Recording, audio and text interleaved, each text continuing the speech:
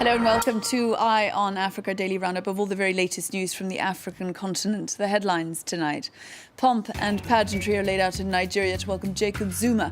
Tensions, however, remain between Pretoria and Abuja as Muhammadu Buhari accuses a South African mobile phone operator of fueling the Boko Haram insurgency.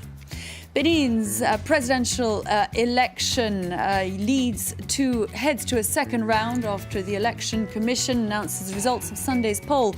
Lionel Zinsou is to face Patrice Talon in a runoff to see who will succeed Thomas Boni Yayi. And students in Addis Ababa take to the streets to protest police violence against the Oromo people. Human rights groups have accused the Ethiopian government of heavy-handedness in its response to demonstrations over plans to build in the Oromiya region. Then we'll be hearing a special report from our correspondent on the ground in this news bulletin. We begin, though, this evening with some breaking news coming from Niger. The country's opposition coalition has announced that it's boycotting the second round of the presidential election. Amadou, the former prime minister, who's currently serving a jail sentence on charges related to baby trafficking, came in second in the first round. The other opposition candidates had rallied around him as he prepared to face off the incumbent, Muhammadu Buhari, on March 20th. The withdrawal of the opposition coalition means that Mr. Issoufou will get the second term he seeks unchallenged. And yet there was a broader call tonight for action on the part of the opposition. Here's what its spokesman had to say. L'opposition politique. We announced that the opposition coalition will boycott the second round of the elections. We call on all our members and supporters of the coalition to withdraw from Parliament, and we call on all our supporters to stand ready to protest and wait for further instruction.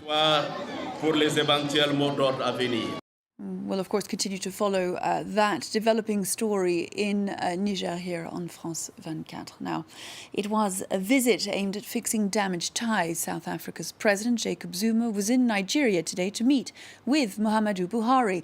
This against the backdrop of a row over mobile phones. South Africa's mobile phone operator MTN is accused of having failed to disconnect unregistered SIM cards on security grounds in time.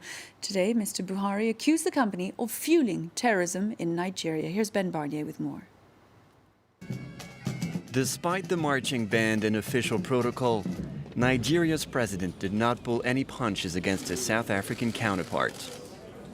At stake, South Africa's mobile phone giant MTN's failure to disconnect over 5 million unregistered SIM cards in time after an urgent request by Nigerian authorities. You know how the unregistered GSM are being used by terrorists. And between 2009 and today, at least 10,000 Nigerians were killed by Boko Haram. At least 10,000. Unfortunately, MTN was very, very slow and contributed to the casualty. Nigeria fined MTN over 3 billion euros. The company paid less than a tenth of the fine in an effort to reach an amicable settlement. MTN can't afford to be at odds much longer with Nigeria, its biggest market. During the press conference, the South African president stayed as generic as possible. We discussed a lot of issues related to very specific issues in all areas of economy, and that is our intention, to grow the economy much faster. Another burning topic between the two African economic giants, the collapse of a church in Lagos in September 2014. Over 80 South Africans died. Pretoria argues Nigerian authorities were slow to send the bodies back to South Africa. To Benin now, where a runoff is to be held in the country's presidential election. Benin's prime minister and a cotton magnate took the lead in the first round. That's according to results that were announced today by the country's election commission. Neither man having won an outright victory. There to face off in a second round. Lionel Zinsou, who became prime minister last year, came in just ahead of Patrice Talon. Here's our correspondent in Cotonou, Georgia Calvin-Smith, with more. From a field of 33, two men have emerged to run the second round race to be Benin's fourth president. They are Patrice Talon and Lionel Zinsou. Around Cotonou on Tuesday, there was no shortage of passionate discussion about each man's merits and chances. The country's economic capital is a stronghold of Talon. He threw his hat into the ring after returning from exile at the end of last year. His relationship with current President Boni Yayi went south a few years ago, and he was even accused of trying to poison the leader. Well, Talon's Benin's richest man, and his supporters say that he is of the people, not of the political elite some no longer trust, and that his business success will translate into jobs.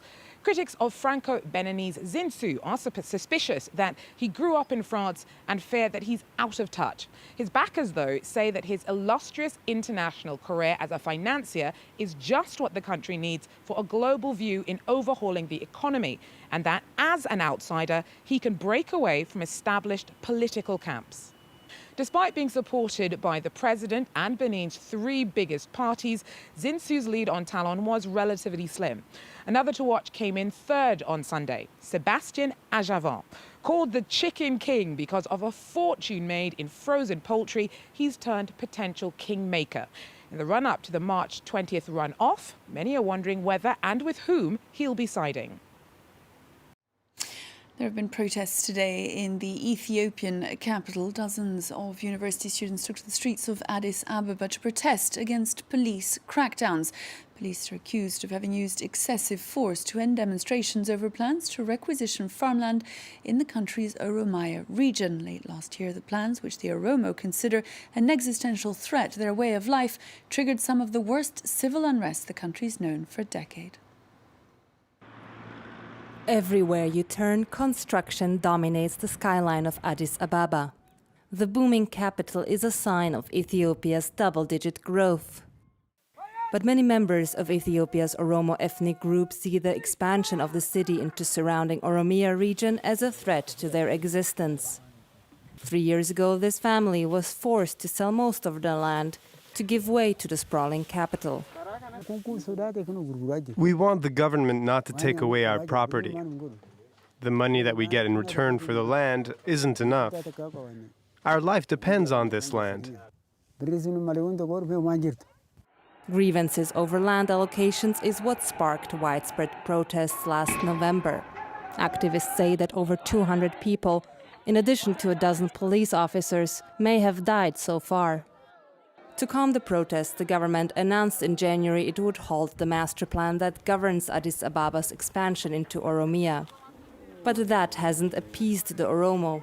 Protesters and families of victims complain of continued harassments, random arrests, and deliberate obstruction of medical care for wounded protesters. When my son was shot, his friends tried to take him to the hospital. But the military would not let them. The Federal Minister of Information has promised investigations into the heavy use of force. Already the regional government has been reaching out to people who have lost their loved ones as a result and making amends. But several families of victims interviewed said no one had come to investigate the deaths of their loved ones. As frustration keeps mounting, many are now speaking out in a country where public dissent is rare and are determined to continue until their demands are met. Now, it is, of course, International Women's Day today. For millions of women, however, around the world, especially those living in refugee camps, there's been very little to celebrate. In Algeria, Sahrawi women are the victims of a 4-decade-old conflict in the Western Sahara prompted by Morocco's annexation of the region back in 1975. Today, they've been speaking of their hope of returning one day to an independent state. This Women's Day would be beautiful if I could celebrate it in my country and could raise my flag despite the Moroccans. And I will celebrate the Day of Western Sahrawi women in this country as a refugee. I'd like to salute in this day Sahrawi women who were martyred, our husbands who were martyred, and young Sahrawi women also. We celebrate Women's Day. We celebrate the Sahrawi Women's Day. We give awards to those women who work hard, and we've organised a party. But we hope to become free in our country, to raise our heads and to have a nice celebration in our country with our people. Sahrawi women work in the fields in order to get our country back. Western Sahara is a state that wants its independence and freedom in its land. And we are all working for that, woman, man and child. They're the voices of some Sahrawi women there to mark International Women's Day. It is 57 minutes past 9 p.m. here in Paris. A quick break, and it'll be time for another news bulletin. I'll be back in 45 minutes with another roundup of the day's news from the African continent. Do stay with us.